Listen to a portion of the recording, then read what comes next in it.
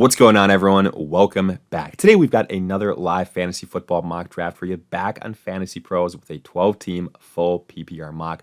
We are selecting 9th overall. Should be pretty interesting. Our roster, 1 quarterback, 2 running backs, 2 wide receivers, a tight end, a flex, and then 5 bench spots.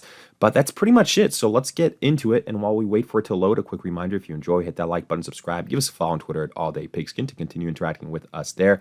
Let us hear it in the comment section. Do you agree, disagree, along with any other questions you guys might have? We will do our best to answer them all. But with that being said, let's dive into this draft and dissect some of these selections.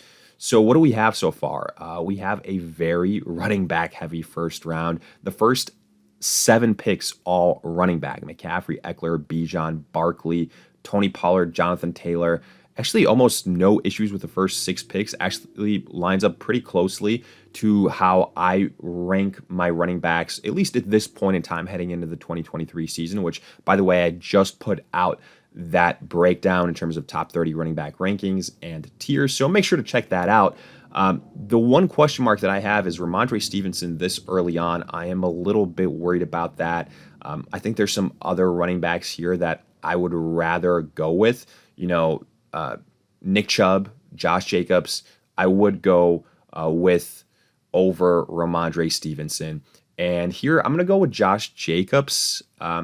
I think there's maybe a little bit of a higher chance that Nick Chubb falls to me. I would love that combo to come out of the first 2 rounds, Jacobs and Nick Chubb, even though I really doubt it, especially with how this thing has kicked off.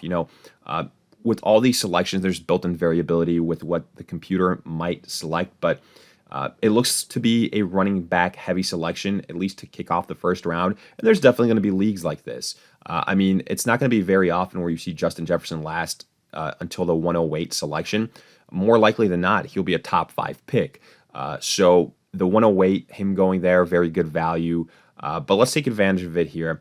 And I'm going to take Josh Jacobs, who, again, pass catching upside. And I just want to see if Nick Chubb falls to me. It's kind of doing a little bit of an experiment. And if Chubb doesn't fall to me, it's okay. I've got Jacobs, and then I can pair him up with what I would assume would be a good value on a pass catcher. I think towards the end of, the first/early part of the second, there's some really, really good value on wide receivers. And the names are all here. Let's take a look at it.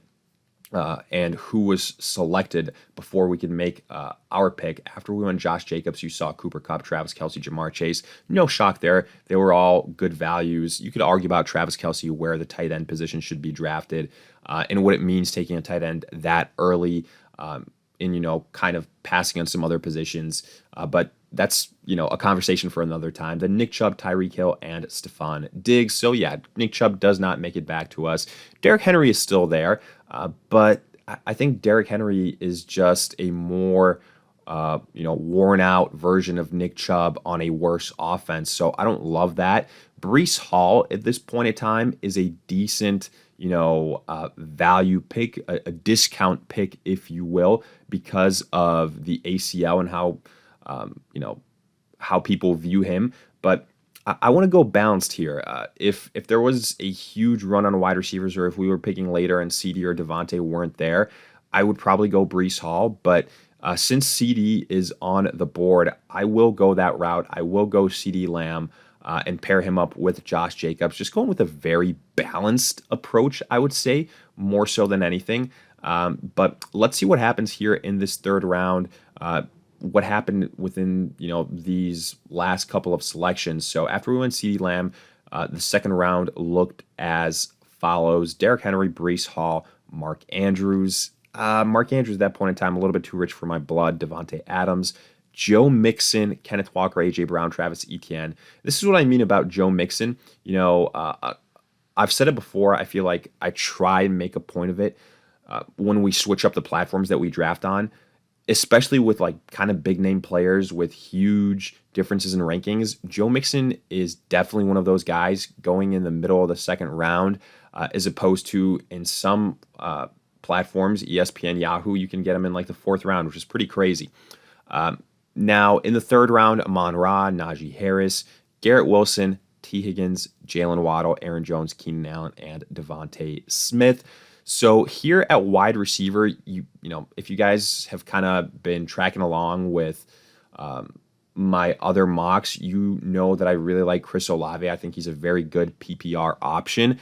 And I like pairing him up here with what I have in CeeDee Lamb. You know, we have somebody that can hopefully carry the load at the running back position and then get our second running back in the 4th round. I do think Josh Jacobs will regress. I do want to be honest about that. But to me, you know, he still can be a top 10 running back again, is basically what I'm saying. So now, again, taking a look at this board, we see TJ Hawkinson, Jahmyr Gibbs, Miles Sanders. I was really hoping Miles Sanders would fall to me. I'm not going to lie to you. Then DK Metcalf, Josh Allen, Patrick Mahomes. Typically here, I would really like to add a running back, but I don't necessarily love any of these top running backs that are left. I don't believe in J.K. Dobbins. I think there's a lot of competition there in Baltimore. Obviously, you've got Lamar Jackson. So we can do something a little bit out of the ordinary here, and we can go with a top quarterback. We can go with a Jalen Hurts. We can get that superstar quarterback.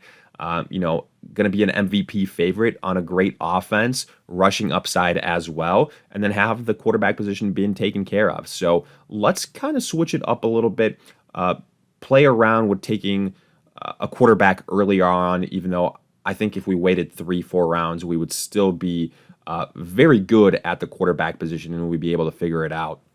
But again, that's what these mock drafts are for, just kind of, you know, seeing what works, seeing what your roster looks like if you do some experimentation. So after we went Jalen Hurts, just a lot of value picks here. Amari Cooper, Calvin Ridley that I like, George Kittle, DJ Moore. Great value pick, in my opinion. DeAndre Swift, wouldn't have him this high.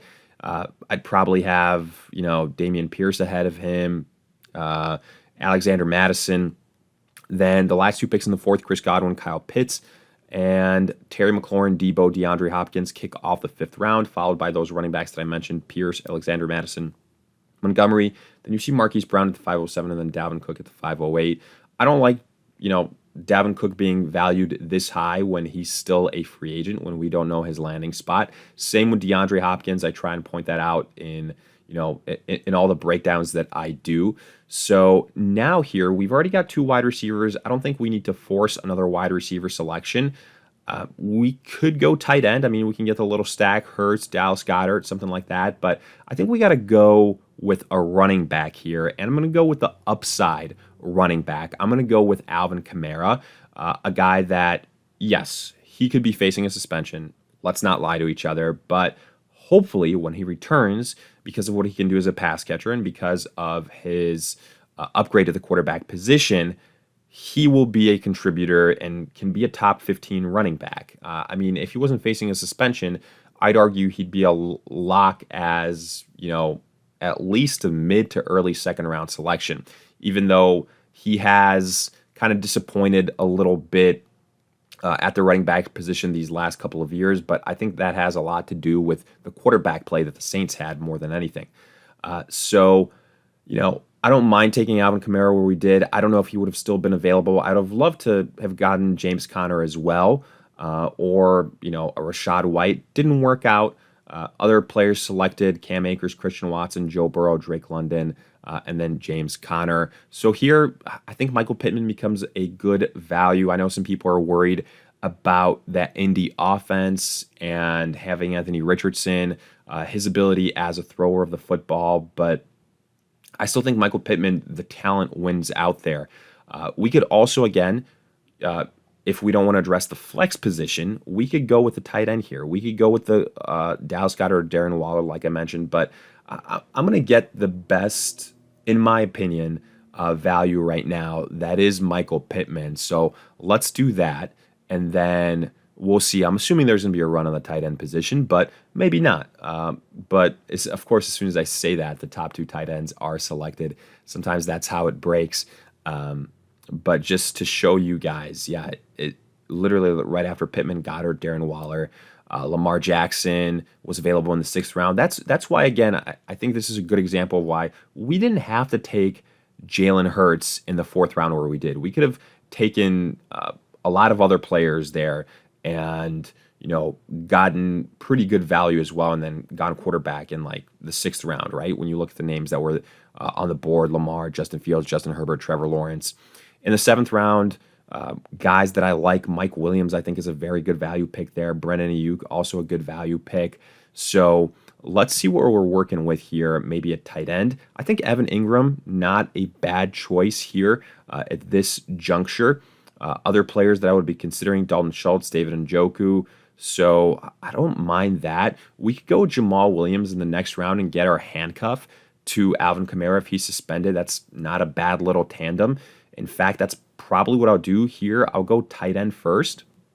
So let's go with Evan Ingram. Maybe a little bit of a reach, but I'm going to go and get the players that I want and guarantee that I can go ahead and land them. So that's what we're doing here.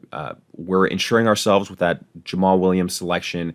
We have Alvin Kamara, so I feel a little bit better about the running back position. Not a lot of depth, I'm not going to lie to you guys, but we're putting it together. A little bit of patchwork, but we're putting it together.